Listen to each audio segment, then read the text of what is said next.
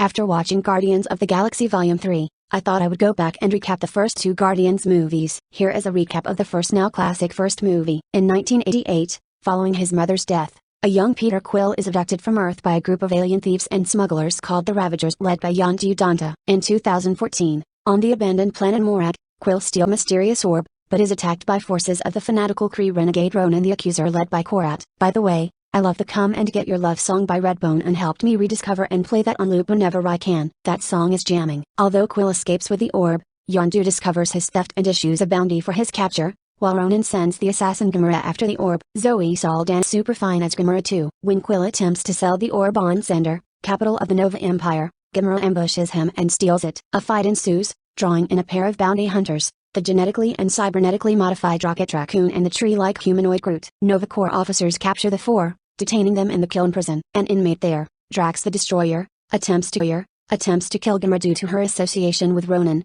who killed his wife and daughter. Quill convinces Drax that Gamora can bring Ronan to him, though Gamora reveals that she has betrayed Ronan, unwilling to let him use the orb's power. Learning that Gamora intends to sell the orb to the collector Taylor Tyvan, Quill, Rocket, Groot, and Drax work with her to escape the Kyln in Quill's ship.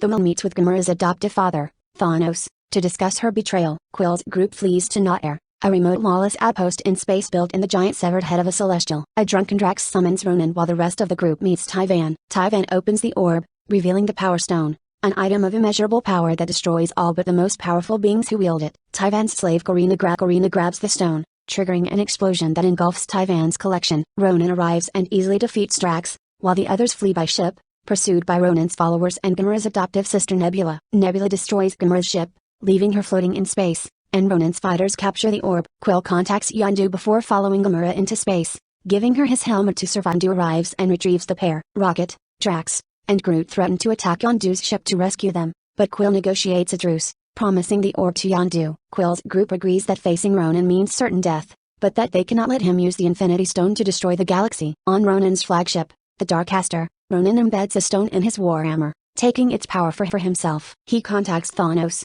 threatening to kill him after first destroying Xandar. Hateful of her adoptive father, Nebula allies with Ronan. The Ravagers and Quill's group join with the Nova Corps to confront the Darkcaster at Xandar, with Quill's group reaching the warship with the Milano. Ronan uses his empowered warhammer to destroy the Nova Corps fleet. Drax kills Korat and Gamora defeats Nebula, who escapes, but the group finds themselves outmatched by Ronan's power until Rocket crashes a Ravager ship through the Darkcaster. The damaged Darkcaster crash lands on Xandar, with Groot sacrificing himself to shield the group. Ronan emerges from the wreck and prepares to destroy Xandar, but Quill distracts him, allowing Drax and Rocket to destroy Ronan's warhammer. Quill grabs the freed stone, and with Gamora, Drax, and sharing its burden, uses it to vaporize Ronan. Dan's scene was a bit out there for me, but whatever, it worked. In the aftermath, Quill tricks Yondu into taking a container supposedly containing the stone, and gives the real one to the Nova Corps. As the Ravagers leave Xandar, Yondu remarks that it turned out well that they did not deliver Quill to his father per their contract. Quill's group, now known as the Guardians of the Galaxy, has their criminal records expunged,